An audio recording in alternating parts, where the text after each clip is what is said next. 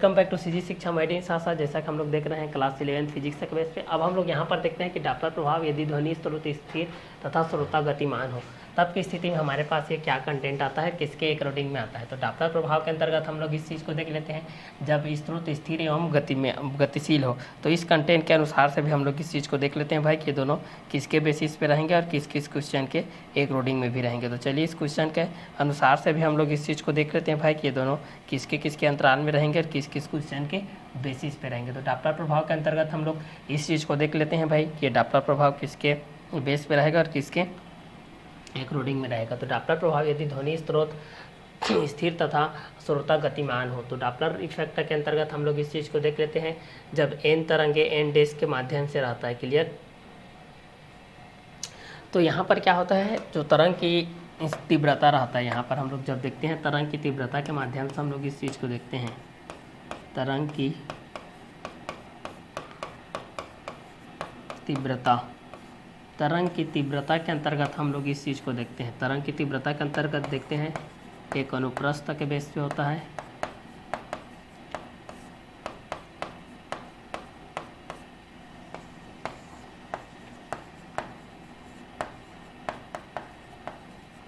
एक अनुदैर्ध्य तरंग के बेस पे होता है। तो अनुप्रस्थ के बेस पे जान सकते हैं और अनुदैर्ध्य के बेस पे जान सकते हैं कि अनुप्रस्थ किसके अकॉर्डिंग में रहेगा और अनुदैर्ध्य किसके अकॉर्डिंग में रहेगा। तो तरंग की तीव्रता के बेस पे हम लोग इस चीज़ को देख सकते हैं कि अनुप्रस्थ तरंग किसके बेस पे रहेगा और अनुदैर्ध्य तरंग किसके बेस पे रहेगा। तो अनुप्रस्थ तरंग के बेस पे जान सकते हैं और अनुदैर्ध्य तरंग के बेस पे भी जान सकते हैं कि अनुप्रस्थ किसके किसके बेस पे रहेगा और अनुदैर्ध्य किसके किसके अकॉर्डिंग में भी रहेगा। तो इस क्वेश्चन के अनुसार से भी हम लोग इस चीज़ को क्लियर कर सकते हैं भाई, ठीक है, कि अनुप्रस्थ तरंग के माध्यम से और अनुदैर्ध्य तरंग के माध्यम से कि यहाँ पर श्रृंग के बेसिस पे क्या होगा और गर्त के बेसिस पे क्या होगा। तो श्रृंग और गर्त के अकॉर्डिंग में भी हम लोग इस चीज़ को क्लियर कर सकते हैं कि ये श्रृंग के बेसिस पे किसके अनुरूप आएगा और गर्त के बेसिस पे किसके अनुरूप आएगा। तो श्रृंग और गर्त के अनुसार से भी हम लोग इस चीज़ को आसानी से क्या कर सकते हैं, क्लियर कर सकते हैं भाई कि ये श्रृंग और गर्त के माध्यम से आपके पास कौन कौन से कंटेंट के अकॉर्डिंग में आएगा और किसके किसके बेसिस में भी आएगा। तो डॉपलर प्रभाव यदि ध्वनि स्रोत स्थिर तथा श्रोता गतिमान हो तो उसके अंतर्गत हम लोग देखेंगे तो इसके अंतर्गत में तीव्रता के अंतर्गत अनुप्रस्थ तरंग के बेसिस पे होता है और अनुदैर्ध्य तरंग के बेसिस पे होता है। तो एक को अनुप्रस्थ तरंग के माध्यम से देखते हैं और एक को अनुदैर्ध्य तरंग के माध्यम से देखते हैं, क्लियर। तो यहाँ पर श्रृंगों के माध्यम से भी आता है और गर्तों के माध्यम से भी आता है। तो श्रृंग के माध्यम से भी जान सकते हैं, गर्त के माध्यम से भी जान सकते हैं कि ये किसके अकॉर्डिंग में भी आता है। क्योंकि अगर इस चीज़ को हम लोग देखते हैं तो लेमडा के बेसिस पे आपके पास जो आता है भाई, आपके पास पहला एक आवर्तकाल के बेस पे रहता है, दूसरा आवृत्ति के बेस पे रहता है, तीसरा आयाम,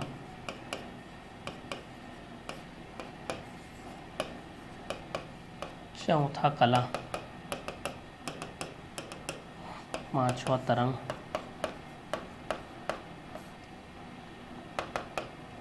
तो इसमें आवर्तकाल के बेस पे भी रहता है, आवृत्ति के बेस पे रहता है, आयाम के बेस पे रहता है, कला के बेस पे रहता है, तरंग के बेस पे रहता है, क्लियर।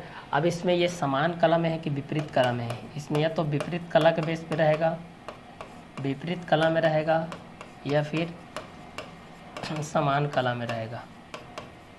इसमें प्रगामी तरंग रहेगा कि अप्रगामी तरंग रहेगा, प्रगामी तरंग रहेगा या अप्रगामी तरंग रहेगा। आयाम के बेस पे देख सकते हैं, आयाम या आवृत्ति के बेस पे देख सकते हैं और आवर्तकाल के बेस पे देख सकते हैं। इस चीज़ को क्लियर कि आवर्तकाल के बेस पे क्या होगा, आवृत्ति के बेस पे क्या होगा, आयाम के बेस पे क्या होगा, विपरीत कला के माध्यम से भी आपके पास क्या क्या कंटेंट होगा। तो इस क्वेश्चन के माध्यम से भी आप लोग इस चीज़ को क्लियर कर सकते हैं भाई कि ये दोनों किसके बेसिस पे रहेंगे और किस किस क्वेश्चन के अंतराल में भी रहेंगे। तो इस क्वेश्चन के माध्यम से भी आप लोग इस चीज़ को आसानी से क्या कर सकते हैं, सॉल्व आउट कर सकते हैं भाई, ठीक है, कि ये दोनों किसके बेसिस पे रहेंगे और किस किस क्वेश्चन के अंतराल में भी रहेंगे। तो इस क्वेश्चन के माध्यम से भी आप लोग इस चीज़ को आसानी से क्या कर सकते हैं, सॉल्व आउट कर सकते हैं भाई, ठीक है, कि ये दोनों किसके बेसिस पे रहेंगे और किस किस क्वेश्चन के अंतराल में भी रहेंगे। तो इस क्वेश्चन के एक रीडिंग में भी आप लोग इस चीज़ को जान सकते हैं कि ये दोनों किसके बेसिस पे रहेंगे और किस किस क्वेश्चन के एक रीडिंग में भी रहेंगे। तो इस क्वेश्चन के माध्यम से भी आप लोग इस चीज़ को आसानी से क्या कर सकते हैं, सॉल्व आउट कर सकते हैं भाई, ठीक है, कि ये दोनों किसके बेस पे रहेगा। तो एक आवर्तकाल के बेस पे होता है, एक आवृत्ति के बेस पे होता है, एक आयाम के बेस पे होता है, एक कला के बेस पे होता है, एक तरंग के माध्यम से होता है। तो एक को हम लोग आवर्तकाल के माध्यम से देख सकते हैं, एक को हम लोग आवृत्ति के माध्यम से देख सकते हैं, एक को हम लोग आयाम के बेस पे देख सकते हैं, एक को हम लोग कला के माध्यम से देख सकते हैं, एक को हम लोग तरंग के माध्यम से देख सकते हैं कि आवर्तकाल के बेसिस पे क्या होता है, आवृत्ति के बेसिस पे क्या होता है, आयाम के बेस पे क्या होता है, कला के माध्यम से क्या होता है, और विपरीत कला और समान कला के कोडिंग में क्या होगा, प्रगामी तरंग और अप्रगामी तरंग के माध्यम से भी क्या होगा। तो एक को आवर्तकाल के माध्यम से हम लोग इसको फर्स्ट को क्लियर करेंगे, और एक को हम लोग आवृत्ति के माध्यम से, फिर थर्ड आयाम के बेस पे, फिर चौथा कला के माध्यम से, फिर पांचवा तरंग के माध्यम से हम लोग इसको 1 बाय 1 करके क्लियर करेंगे कि आवर्तकाल के एक रीडिंग में आपके पास क्या कंटेंट आएगा, और आवृत्ति के माध्यम से क्या आएगा सेकेंड, थर्ड आयाम के बेस पे, और फोर्थ नंबर विपरीत कला या समान कला के बेस पे, और फिफ्थ नंबर प्रगामी तरंग या अप्रगामी तरंग के माध्यम से आपके पास क्या आएगा, क्लियर। तो इसके अनुरूप भी आप लोग इस चीज़ को जान सकते हैं कि ये किसके किसके माध्यम से आपके पास आएगा, क्लियर। तो आवर्तकाल, दूसरा आवृत्ति होगा, तीसरा आयाम होगा, और चौथा कला होगा, और पांचवा क्या हो जाएगा, तरंग हो जाएगा। तो पहला आवर्तकाल के बेस हो जाएगा, दूसरा आवृत्ति के बेस हो जाएगा, तीसरा आयाम के बेस हो जाएगा, चौथा विपरीत कला या समान कला के बेस हो जाएगा, और पांचवा प्रगामी तरंग या अप्रगामी तरंग के माध्यम से हो जाएगा। तो आवर्तकाल के बेस से भी हम लोग इस चीज़ को जान सकते हैं, दूसरा आवृत्ति के माध्यम से भी जान सकते हैं, आयाम के माध्यम से जान सकते हैं, कला के माध्यम से जान सकते हैं भाई कि ये किसके अकॉर्डिंग में रहेगा, और तरंग के माध्यम से भी जान सकते हैं, क्लियर।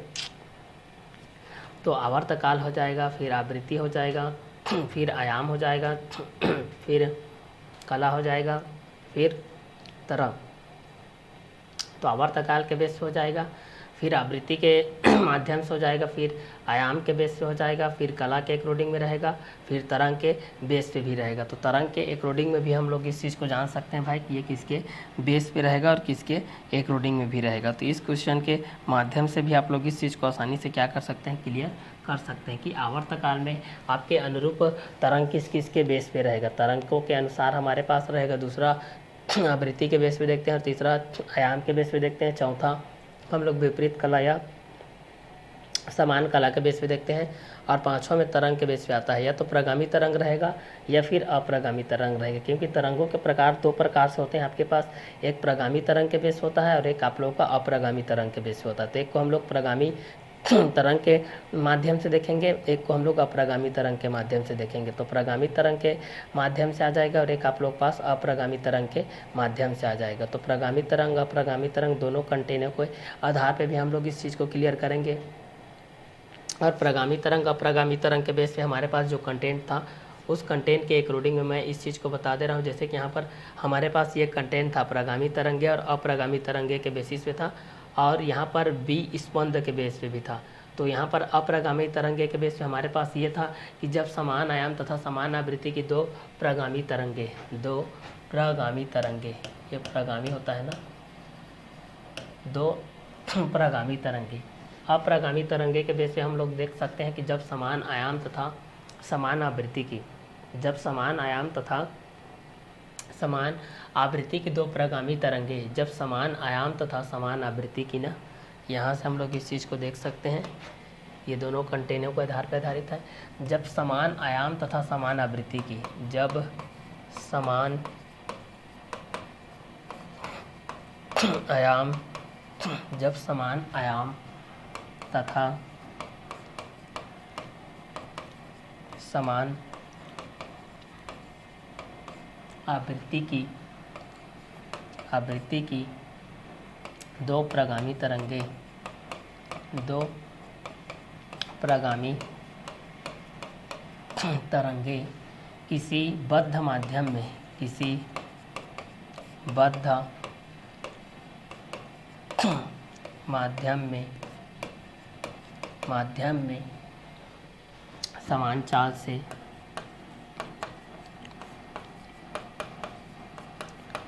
समान चाल से एक रेखा के अनुदिश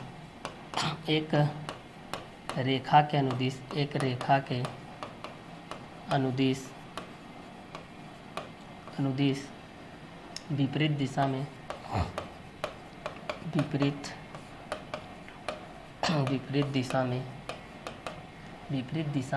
चलती है तो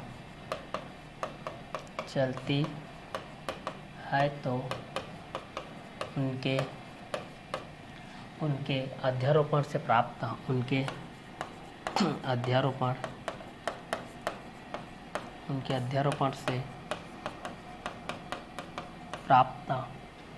परिणामी तरंगों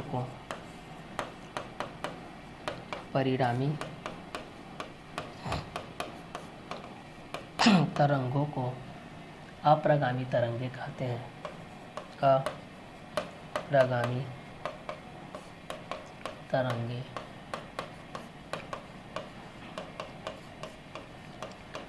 कहते हैं। यह तरंग किसी भी दिशा में यह तरंग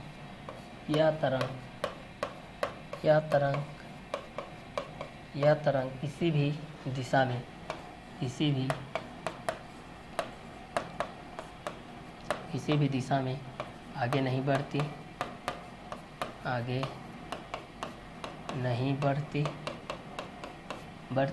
बल्कि अपने ही स्थान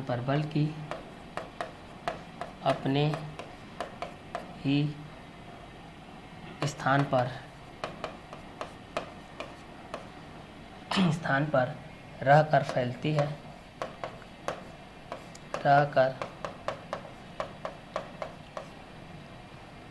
फैलती और सिकुड़ती रहती है।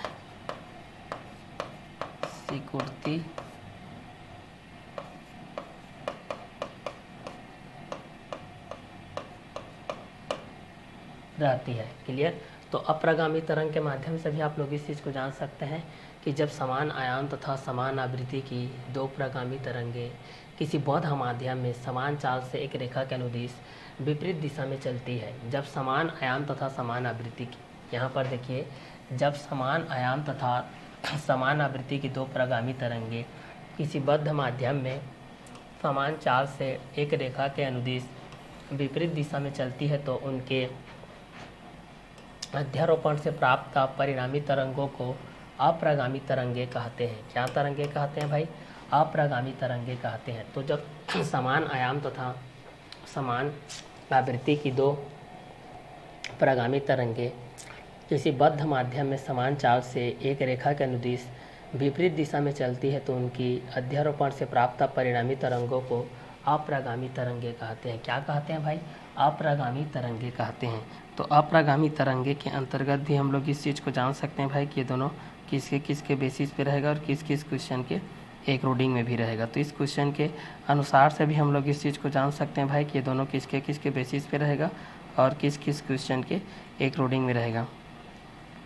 तो चलिए, इस क्वेश्चन के बेस पे भी हम लोग इस चीज़ को जान सकते हैं भाई कि ये दोनों किसके बेस पे रहेगा और किस क्वेश्चन के एक रीडिंग में भी रहेगा। तो चलिए, इस क्वेश्चन के अनुसार से भी हम लोग इस चीज़ को आसानी से क्या कर सकते हैं, सॉल्व आउट कर सकते हैं भाई। ठीक है कि ये दोनों किसके बेसिस पे रहेंगे और किस क्वेश्चन के अंतराल में भी रहेंगे। तो यहाँ से भी हम लोग इस चीज़ को आसानी से क्या कर सकते हैं, सॉल्व आउट कर सकते हैं भाई कि ये दोनों किसके बेस पे रहेंगे और किस क्वेश्चन के एक रीडिंग में भी रहेंगे। तो जब समान आयाम तथा समान आवृत्ति की दो प्रगामी तरंगे किसी बद्ध माध्यम में समान चाल से एक रेखा के अनुदिश विपरीत दिशा में चलती है तो उनके अध्यारोपण से प्राप्त परिणामी तरंगों को अप्रगामी तरंगे कहते हैं। जब समान आयाम तथा समान आवृत्ति की दो प्रगामी तरंगे किसी बद्ध माध्यम में समान चाल से एक रेखा के अनुदिश विपरीत दिशा में चलती है तो उनके अध्यारोपण से प्राप्त परिणामी तरंगों को अप्रगामी तरंगे कहते हैं। यह तरंग किसी भी दिशा में आगे नहीं बढ़ती बल्कि अपने ही स्थान पर रहकर फैलती और सिकुड़ती रहती है। फैलती और क्या रहती है भाई? सिकुड़ती रहती है। तो यहाँ पर अप्रगामी तरंगे के माध्यम से भी आप लोग इस चीज़ को क्लियर कर सकते हैं भाई। किसके माध्यम से?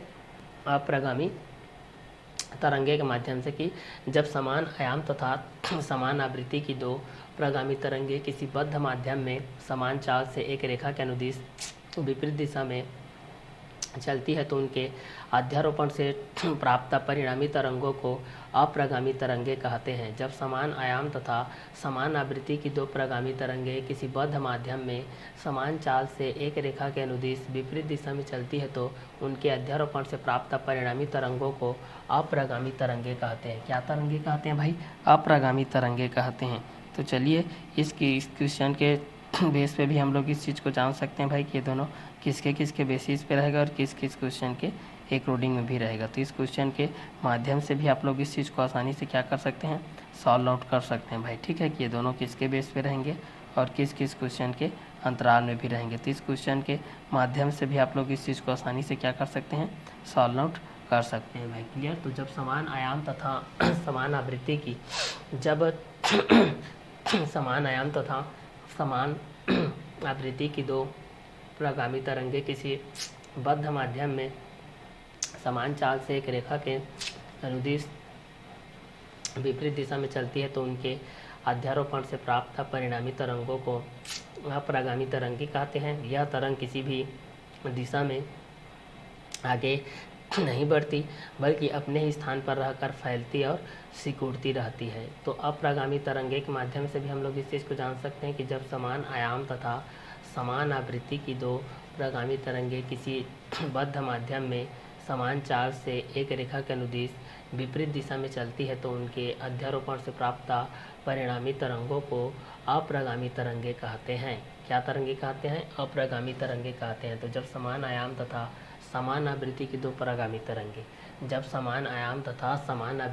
प्रगामी तरंगे किसी बद्ध माध्यम में समान चाल से एक रेखा के अनुदिश विपरीत दिशा में चलती है तो उनके अध्यारोपण से प्राप्त परिणामी तरंगों को अप्रगामी तरंगे कहते हैं। यह तरंग किसी भी दिशा में आगे नहीं बढ़ती बल्कि अपने ही स्थान पर रहकर फैलती और सिकुड़ती रहती है।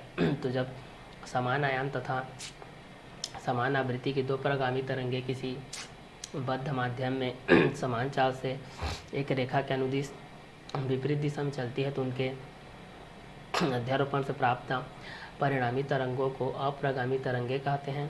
यह तरंग किसी भी दिशा में आगे नहीं बढ़ती बल्कि अपने ही स्थान पर रहकर फैलती और सिकुड़ती रहती है। तो जब समान आयाम तथा समान आवृत्ति की दो प्रगामी तरंगे किसी बद्ध माध्यम में समान चाल से एक रेखा के अनुदिश विपरीत दिशा में चलती है तो उनके अध्यारोपण से प्राप्त परिणामी तरंगों को अप्रगामी तरंगे कहते हैं। क्या तरंगे कहते हैं? अप्रगामी तरंगे कहते हैं। तो यहाँ से आप लोग समझ में आ जाएगा भाई कि ये अप्रगामी तरंगे किसके बेस पे होती है और यह प्रगामी तरंगे किसके अनुसार से भी होती है। ये क्वेश्चन के अनुरूप रहेगा कि जब समान आयाम तथा समान आवृत्ति की दो प्रगामी तरंगे किसी बद्ध माध्यम में समान चाल से एक रेखा के अनुदिश विपरीत दिशा में चलती है तो उनके अध्यारोपण से प्राप्त परिणामी तरंगों को अप्रगामी तरंगे कहते हैं। यह तरंग किसी भी दिशा में आगे नहीं बढ़ती बल्कि अपने ही स्थान पर रहकर फैलती और सिकुड़ती रहती है। तो जब समान आयाम तथा समान आवृत्ति की दो प्रगामी तरंगे किसी बद्ध माध्यम में समान चाल से एक रेखा के अनुदिश विपरीत दिशा में चलती है तो उनके अध्यारोपण से प्राप्त परिणामी तरंगों को अप्रगामी तरंगे कहते हैं। यह तरंग किसी भी दिशा में आगे नहीं बढ़ती बल्कि अपने ही स्थान पर रहकर फैलती और सिकुड़ती रहती है। जब समान आयाम तथा समान आवृत्ति की दो प्रगामी तरंगे किसी बद्ध माध्यम में समान चाल से एक रेखा का अनुदिश विपरीत दिशा में चलती है तो उनके अध्यारोपण से प्राप्त परिणामी तरंगों को अप्रगामी तरंगे कहते हैं। यह तरंग किसी भी दिशा में आगे नहीं बढ़ती है बल्कि अपने ही स्थान पर रहकर फैलती और सिकुड़ती रहती है। तो जब समान आयाम तथा समान आवृत्ति की दो प्रगामी तरंगे, क्लियर?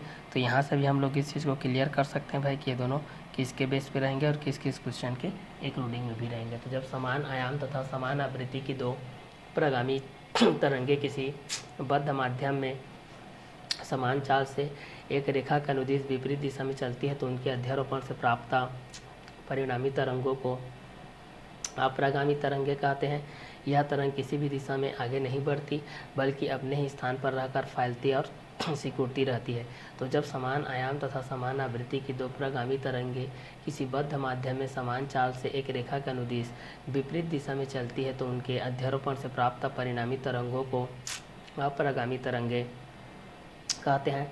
यह तरंग किसी भी दिशा में आगे नहीं बढ़ती बल्कि अपने ही स्थान पर रहकर फैलती और सिकुड़ती रहती है। जब समान आयाम तथा समान आवृत्ति की दो प्रगामी तरंगे किसी बद्ध माध्यम में समान चाल से एक रेखा के अनुदिश विपरीत दिशा में चलती है तो उनके अध्यारोपण से प्राप्त परिणामी तरंगों को अप्रगामी तरंगे कहते हैं। यह तरंग किसी भी दिशा में आगे नहीं बढ़ती बल्कि अपने ही स्थान पर रहकर फैलती और सिकुड़ती रहती है। तो जब समान आयाम तथा समान आवृत्ति की दो प्रगामी तरंगे किसी बद्ध माध्यम में समान चाल से एक रेखा के अनुदिश विपरीत दिशा में चलती है तो उनके अध्यारोपण से प्राप्त परिणामी तरंगों को अप्रगामी तरंगे कहते हैं। यह तरंग किसी भी दिशा में आगे नहीं बढ़ती है बल्कि अपने ही स्थान पर रहकर फैलती और सिकुड़ती रहती है। तो अप्रगामी तरंगे के बेस पे हम लोग इस चीज़ को देख सकते हैं भाई कि ये जब समान आयाम तथा समान आवृत्ति की दो प्रगामी तरंगे किसी बद्ध माध्यम में समान चाल से एक रेखा के अनुदिश विपरीत दिशा में चलती है तो उनके अध्यारोपण से प्राप्त परिणामी तरंगों को अप्रगामी तरंगे कहते हैं। यह तरंग किसी भी दिशा में आगे नहीं बढ़ती है बल्कि अपने ही स्थान पर रहकर फैलती और सिकुड़ती रहती है। तो जब समान आयाम तथा समान आवृत्ति की दो प्रगामी तरंगे किसी बद्ध माध्यम में समान चाल से एक रेखा के अनुदिश विपरीत दिशा में चलती है तो उनके अध्यारोपण से प्राप्त परिणामी तरंगों को अप्रगामी तरंगे कहते हैं। यह तरंग किसी भी दिशा में आगे नहीं बढ़ती बल्कि अपने ही स्थान पर रहकर फैलती और सिकुड़ती रहती है। तो अप्रगामी तरंग के माध्यम से आप लोग इस चीज़ को क्लियर कर सकते हैं भाई कि जब समान आयाम तथा समान आवृत्ति की दो प्रगामी तरंगे किसी बद्ध माध्यम में समान चाल से एक रेखा के अनुदिश विपरीत दिशा में चलती है तो उनके अध्यारोपण से प्राप्त परिणामी तरंगों को अप्रगामी तरंगे कहते हैं। यह तरंग किसी भी दिशा में आगे नहीं बढ़ती बल्कि अपने ही स्थान पर रहकर फैलती और सिकुड़ती रहती है। तो जब समान आयाम तथा समान आवृत्ति की दो प्रगामी तरंगे किसी बद्ध माध्यम में समान चाल से एक रेखा के अनुदेश विपरीत दिशा में चलती है तो उनके अध्यारोपण से प्राप्त परिणामी तरंगों को अप्रगामी तरंगे कहते हैं। यह तरंग किसी भी दिशा में आगे नहीं बढ़ती है बल्कि अपने ही स्थान पर रहकर फैलती और सिकुड़ती रहती है। तो जब भी आप लोग देखेंगे आयाम की दृष्टि से भी देख सकते हैं और समान आवृत्ति के बेस से भी देख सकते हैं कि आयाम के दृष्टि से आपके पास क्या आएगा और समान आवृत्ति के बेस पे क्या आएगा, क्योंकि दो तरीके से होता है, एक आयाम की दृष्टि से होता है और एक समान आवृत्ति के बेस पे होता है। तो समान आवृत्ति के बेस पे जान सकते हैं और आयाम की दृष्टि से भी जान सकते हैं कि आयाम की दृष्टि से आपके पास क्या कंटेंट आएगा और समान तीव्रता के माध्यम से भी आपके पास क्या कंटेंट आएगा, क्योंकि यहाँ पर बोला ही गया है कि जब समान आयाम तथा समान आवृत्ति के दो प्रगामी तरंगे किसी बद्ध माध्यम में समान चाल से एक रेखा के अनुदिश विपरीत दिशा में चलती है तो उनके अध्यारोपण से प्राप्त परिणामी तरंगों को अप्रगामी तरंगे कहते हैं। यह तरंग किसी भी दिशा में आगे नहीं बढ़ती है बल्कि अपने ही स्थान पर रहकर फैलती और सिकुड़ती रहती है। तो जब समान आयाम तथा समान आवृत्ति की दो प्रगामी तरंगे किसी बद्ध माध्यम में समान चाल से एक रेखा के अनुदिश विपरीत दिशा में चलती है तो उनके अध्यारोपण से प्राप्त परिणामी तरंगों को अप्रगामी तरंगे कहते हैं। यह तरंग किसी भी दिशा में आगे नहीं बढ़ती है बल्कि अपने ही स्थान पर रहकर फैलती और सिकुड़ती रहती है। क्या होती रहती है भाई? फैलती और सिकुड़ती रहती है। तो जब समान आयाम तथा समान आवृत्ति की दो प्रगामी तरंगे किसी बद्ध माध्यम में समान चाल से एक रेखा के अनुदिश विपरीत दिशा में चलती है तो उनके अध्यारोपण से प्राप्त परिणामी तरंगों को अप्रगामी तरंगे कहते हैं। यह तरंग किसी भी दिशा में आगे नहीं बढ़ती बल्कि अपने ही स्थान पर रहकर फैलती और सिकुड़ती रहती है। तो अप्रगामी तरंग के माध्यम से भी आप लोग इस चीज़ को क्लियर कर सकते हैं भाई कि ये आयाम के दृष्टि पे क्या क्या आएगा, समान कला के बेस पे क्या होता है और विपरीत कला के बेस पे क्या होता है। क्योंकि इस कंटेंट के अनुसार से हम लोग देख रहे हैं भाई कि यदि जब समान आयाम तथा समान आवृत्ति की दो प्रगामी तरंगे किसी बद्ध माध्यम में समान चाल से एक रेखा के अनुदिश विपरीत दिशा में क्या होती है भाई?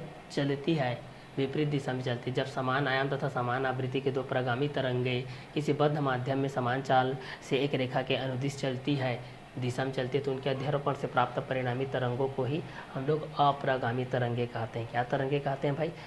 अप्रगामी तरंगे कहते हैं। तो इस चीज़ को आप लोग अप्रगामी तरंग के माध्यम से जान सकते हैं।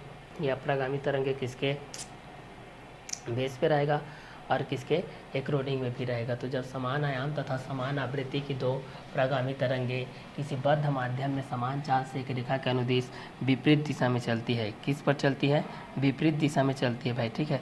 तो विपरीत दिशा के एक्रोडिंग में भी आप लोग इस चीज़ को आराम से क्या कर सकते हैं, सॉल्व कर सकते हैं भाई कि ये दोनों किसके एक्रोडिंग में रहेगा और किस किस क्वेश्चन के बेसिस पे भी रहेंगे। तो इस क्वेश्चन के माध्यम से भी आप लोग इस चीज़ को आसानी से क्या कर सकते हैं, सॉल्व आउट कर सकते हैं भाई, ठीक है, कि ये किसके एक्रोडिंग में आएगा और किसके बेसिस में भी आएगा। क्लियर।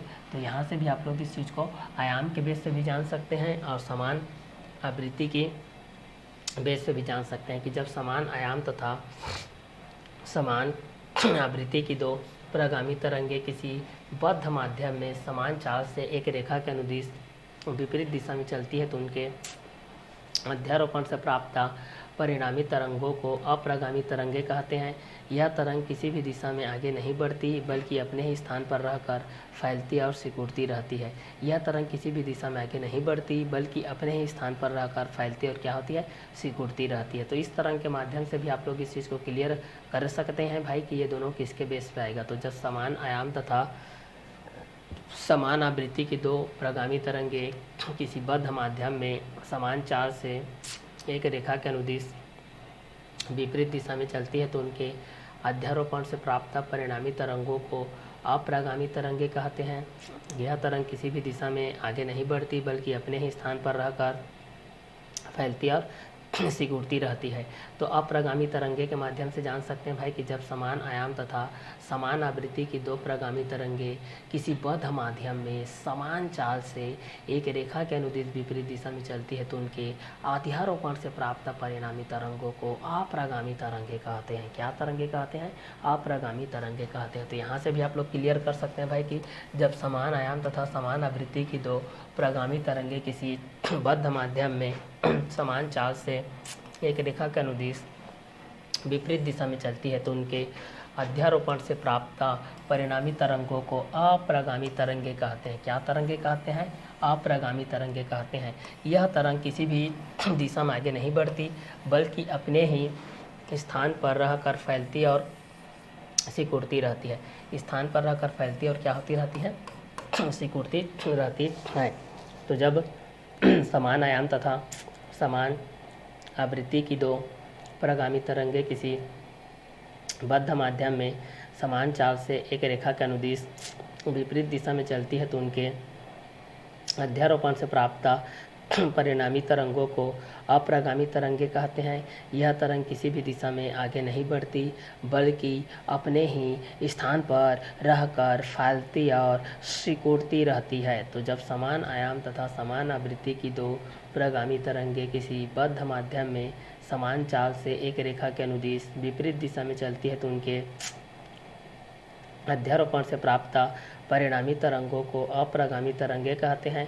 यह तरंग किसी भी दिशा में आगे नहीं बढ़ती है बल्कि अपने ही स्थान पर रहकर फैलती है और सिकुड़ती रहती है। तो इस क्वेश्चन के अनुसार से भी आप लोग इस चीज़ को क्लियर कर सकते हैं कि ये प्रगामी तरंगे किसके बेस पे आएंगे और अप्रगामी तरंगे भी किसके बेस पे आएंगे। क्लियर। तो इस क्वेश्चन के माध्यम से भी आप लोग इस चीज़ को क्लियर कर सकते हैं भाई कि ये दोनों किसके बेसिस पे रहेगा और ये दोनों किस किस क्वेश्चन के अंतराल में भी रहेगा। तो यहाँ से भी आप लोग इस चीज़ को जान सकते हैं भाई कि ये दोनों किसके बेसिस पे रहेंगे और किस किस क्वेश्चन के अंतराल में भी रहेंगे। तो अब यहाँ पर हम लोग मुख्य कॉन्सेप्ट पर पहुँचते हैं कि डॉपलर प्रभाव यदि ध्वनि स्रोत स्थिर तथा श्रोता गतिमान हो तब इस कंडीशन के अनुसार से हमारे पास जो तरंगों की तीव्रता होती है एक अनुप्रस्थ तरंग के बेस पे होती है और एक अनुदैर्ध्य तरंग के बेस पे होती है। एक अनुप्रस्थ तरंग के बेस पे होती है और एक क्या होती है, अनुदैर्ध्य तरंग के बेस पे होती है। तो अनुप्रस्थ तरंग के माध्यम से भी जान सकते हैं और अनुदैर्ध्य तरंग के माध्यम से जान सकते हैं कि अनुप्रस्थ तरंग के बेस पे क्या होगा और अनुदैर्ध्य तरंग के बेसिस पे क्या होगा। तो तरंगों की तीव्रता के अनुरूप हम लोग जब इस चीज़ को देखते हैं, तरंगों की तीव्रता में हमारे पास क्या कंटेंट है भाई, तरंगों की तीव्रता में हमारे पास है तरंगों में डॉपलर प्रभाव।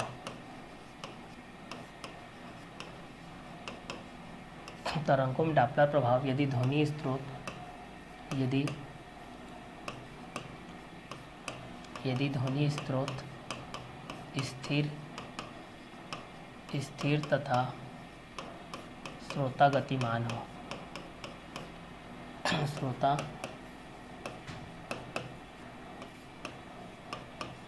गतिमान हो। क्लियर। तो यहाँ से भी हम लोग इस चीज़ को देख सकते हैं कि यहाँ पर जो यांत्रिक तरंगों के बेस पे होता है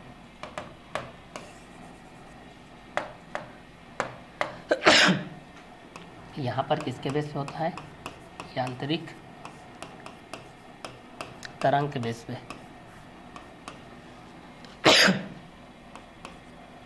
पहला अनुप्रस्थ तरंग के बेस पे होता है, अनुप्रस्थ तरंग, और दूसरा होता है अनुदैर्ध्य।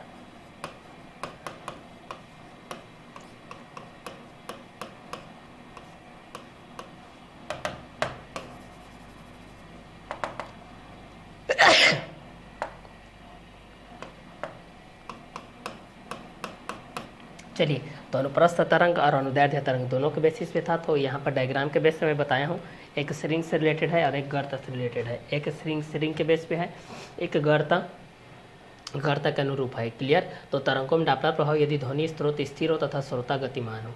ठीक तरीके से पढ़ते हैं, यदि डॉपलर प्रभाव में ध्वनि स्रोत स्थिर है तो श्रोता गतिमान होता है, यदि श्रोता स्थिर होता है तो ध्वनि गतिमान होता है, यदि ध्वनि और श्रोता दोनों गतिमान होते हैं और एक में दोनों स्थिर होते हैं भाई। क्लियर। तो यहाँ से भी हम लोग इस चीज़ को क्लियर कर सकते हैं कि तरंगों में डॉपलर प्रभाव यदि ध्वनि स्रोत स्थिर तथा श्रोता क्या हो, गतिमान हो। तो यांत्रिक तरंग के बेस पे आप लोग के पास अनुप्रस्थ तरंग के बेस पे है और एक अनुदैर्ध्य तरंग के बेस पे, एक अनुप्रस्थ तरंग के बेस पे है और एक किसके बेस पे है, अनुदैर्ध्य तरंग के बेस पे है। तो अनुप्रस्थ तरंग के अकॉर्डिंग में भी जान सकते हैं और अनुदैर्ध्य तरंग के बेस पे भी जान सकते हैं भाई कि ये दोनों किसके अनुरूप रहेंगे और ये किसके स्वरूप भी रहेंगे। क्लियर। तो यहाँ पर क्वेश्चन के बेस पे है, चूँकि हम जानते हैं कि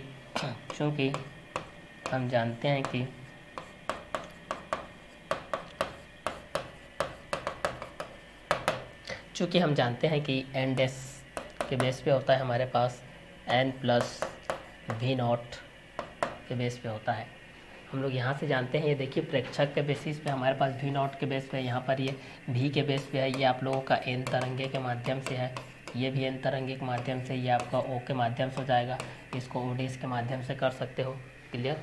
जैसे एक्स और वाई के बेस पे लेते हैं ना हम लोग इस तरीके से, ये एक्स होता है, ये आपका एक्स डैश होता है, ये वाई के बेस होता है, ये आप लोग का वाई डैश के बेस होता है। तो इसी क्वेश्चन के कॉन्सेप्ट के अकॉर्डिंग में भी है आपके पास कि तरंगों में यदि डॉपलर प्रभाव यदि ध्वनि स्रोत तथा स्थिर हो तथा श्रोता क्या हो, गतिशील हो, तब इस कंटेंट के अनुसार से आपके पास क्या क्या कंटेंट आएंगे, ये दोनों के बेस पे भी आप लोग इस चीज़ को क्लियर कर सकते हैं कि यहाँ पर आपके पास ध्वनि स्रोत स्थिर रहेगा और ये गतिशील रहेगा, तब क्या क्या कंटेंट रहेंगे। तो तरंगों में डॉपलर प्रभाव यदि ध्वनि स्रोत स्थिर तथा श्रोता क्या हो, गतिमान हो, तो इसके अंतर्गत यांत्रिक तरंगे जो कि अनुप्रस्थ तरंग के बेस पे होता है और अनुदैर्ध्य तरंगे जो कि आप लोगों के पास ये माध्यम के प्रवृत्ति के अनुसार रहता है। अभिलक्षणिक वक्र के अनुसार से हम लोग इस चीज़ को देखते हैं कि माध्यम की प्रकृति अधिकतम तीव्रता के साथ रहता है कि न्यूनतम तीव्रता के साथ रहता है, क्योंकि तीव्रता दो तरीके से होगा, एक आप लोग के पास अधिकतम तीव्रता के अनुरूप रहेगा और एक न्यूनतम तीव्रता के अनुरूप रहेगा। तो अधिकतम तीव्रता के अनुरूप जान सकते हैं और न्यूनतम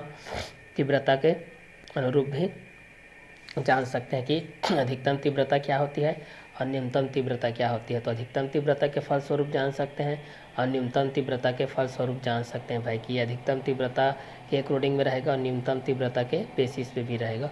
तो यहाँ से भी हम लोग इस चीज़ को जान सकते हैं कि तरंगों में डॉपलर प्रभाव यदि ध्वनि स्रोत स्थिर तथा श्रोता गतिमान हो, यांत्रिक तरंग, अनुप्रस्थ तरंग, अनुदैर्ध्य तरंग, चूँकि हम जानते हैं कि एन डैश इक्वल टू है एन प्लस वी नॉट के बेस पे, एन डैश इक्वल टू क्या है, एन प्लस वी नॉट के बेस पे है। तो एन प्लस वी नॉट के बेसिस पे भी हम लोग इस चीज़ को जान सकते हैं कि एन प्लस वी नॉट के अकॉर्डिंग में क्या रहेगा। तो तरंगों में डॉपलर प्रभाव यदि ध्वनि स्रोत स्थिर तथा श्रोता गतिमान हो तो यांत्रिक तरंग के माध्यम से जान सकते हैं, जब अनुप्रस्थ तरंग हो और एक क्या हो, अनुदैर्ध्य तरंग हो तो अनुप्रस्थ तरंग के माध्यम से जान सकते हैं और एक को हम लोग अनुदैर्ध्य तरंग के माध्यम से जान सकते हैं। चूँकि हम जानते हैं कि N dash equal to N plus we naught के बेसिस पे है, ये किसके बेसिस पे है, एन प्लस वी नॉट के अकॉर्डिंग में है। तो इस कंटेंट के बेस पे भी आप लोग इस चीज़ को क्लियर कर सकते हैं कि तरंगों में डॉपलर प्रभाव यदि ध्वनि स्रोत स्थिर तथा श्रोता गतिमान हो, यांत्रिक तरंग, अनुप्रस्थ तरंग और दूसरा होता है अनुदैर्ध्य तरंग। चूँकि हम जानते हैं कि N dash equal to N plus V naught के अकॉर्डिंग में रहेगा। तो तरंगों में डॉपलर प्रभाव यदि ध्वनि स्रोत स्थिर तथा श्रोता क्या हो, गतिमान हो, तो यांत्रिक तरंग के बेस पे रहेगा। ये आप लोगों का अनुप्रस्थ तरंग रहेगा और दूसरा क्या रहेगा, अनुदैर्ध्य तरंग रहेगा। तो एक को हम लोग अनुप्रस्थ तरंग के माध्यम से देखेंगे और एक को हम लोग अनुदैर्ध्य तरंग के माध्यम से देखेंगे। चूँकि हम जानते हैं कि एन डैश के बेसिस पे एन प्लस वी नॉट के अकॉर्डिंग में रहेगा। तो तरंगों में डॉपलर प्रभाव यदि ध्वनि स्रोत स्थिर हो तथा श्रोता क्या हो, गतिमान हो, तो यांत्रिक तरंग के बेस पे जान सकते हैं कि एक अनुप्रस्थ तरंग होता है और एक अनुदैर्ध्य तरंग होता है। तो चूँकि हम जानते हैं कि एन प्लस वी नॉट के बेसिस पे होता है, तो यहाँ पर क्या होता है, यहाँ पर जब हम लोग इस कंटेंट के अकॉर्डिंग में देखते हैं तो यहाँ पर एन प्लस वी नॉट की जगह में आप लोगों का जब वैल्यू रखते हैं तो वी नॉट बाय क्या होता है, लैम्डा के बेसिस पे होता है। ये क्लियर। अब लेमडा के बेसिस पे हम लोग इस चीज़ को देखते हैं तो एन प्लस वी नॉट हो जाएगा और लेमडा का वैल्यू होता है वी बाय एन होता है, चूँकि लेमडा इक्वल टू होता है यहाँ पर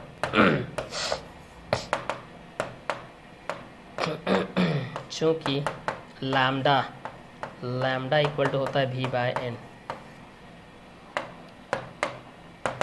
अब यहाँ से जान सकते हो आप, अब यहाँ से जान सकते हो कि एन डैश के माध्यम से एन प्लस वी नॉट और N plus we naught by lambda के अनुरूप में आपके पास क्या क्या कंटेंट आएंगे। तो इस क्वेश्चन के माध्यम से भी आप लोग इस चीज़ को आसानी से क्या कर सकते हैं, सॉल्व आउट कर सकते हैं भाई। ठीक है कि ये दोनों किसके बेसिस पे रहेंगे और किस किस क्वेश्चन के अंतराल में भी रहेंगे। तो N dash equal to N plus we not by lambda, N plus we not by we by N के बेसिस पे भी रहेगा। तो इस क्वेश्चन के माध्यम से भी आप इस चीज़ को क्या कर सकते हैं, क्लियर कर सकते हैं भाई कि ये दोनों किसके बेस पे रहेंगे और किस किस क्वेश्चन के अकॉर्डिंग में भी रहेंगे। क्लियर। तो चूँकि हम जानते हैं कि N plus we not by lambda के बेस पे रहेगा, ये दोनों किसके अकॉर्डिंग में रहेंगे और किसके किसके बेसिस पे रहेंगे। तो तरंगों में डॉपलर प्रभाव यदि ध्वनि स्रोत स्थिर तथा श्रोता गतिमान हो, तो यांत्रिक तरंग में एक अनुप्रस्थ तरंग होता है, एक अनुदैर्ध्य तरंग के बेस होता है। अब यहाँ से इस चीज़ को हम लोग सॉल्व करते हैं तो एन प्लस ये होता है एन और वी नॉट होता है, बाय में वी के बेस पे होता है। क्लियर। तो यहाँ से हम लोग इस चीज़ को क्लियर कर सकते हैं कि एन बाहर हो जाएगा तो 1 plus we not by we के बेसिस पे आप लोग पास कंटेंट के अकॉर्डिंग में रहेगा। क्लियर। तो यहाँ पर आप लोग एन डैश के माध्यम से भी आप लोग इस चीज़ को क्या कर सकते हैं, क्लियर कर सकते हैं। N plus we not by lambda और N plus we not by we by N और N plus N V not by V, तो एन निकल जाएगा तो 1 plus we not by we के बेस पे हो जाएगा। तो इस क्वेश्चन के माध्यम से भी आप लोग इस चीज़ को क्लियर कर सकते हैं कि अनुप्रस्थ तरंग किसके अकॉर्डिंग रहता है और अनुदैर्ध्य तरंग किसके अनुरूप होता है। तो अनुप्रस्थ तरंग के माध्यम से जान सकते हैं और एक को आप लोग अनुदैर्ध्य तरंग के माध्यम से जान सकते हैं कि तरंगों में डॉपलर प्रभाव यदि ध्वनि स्रोत स्थिर हो तथा श्रोता क्या हो, गतिमान हो, तो यांत्रिक तरंग होता है, एक अनुप्रस्थ तरंग होता है, एक आप लोगों का अनुदैर्ध्य तरंग होता है। क्योंकि हम जानते हैं कि N dash equal to N plus we not by lambda, N plus we not by we by N plus N V not, N bracket के बाहर हो जाएगा कॉमा के बेस पे, क्योंकि दोनों के बेसिस पे है आपके पास, तो N 1 plus we not by we के बेसिस पे हो जाएगा।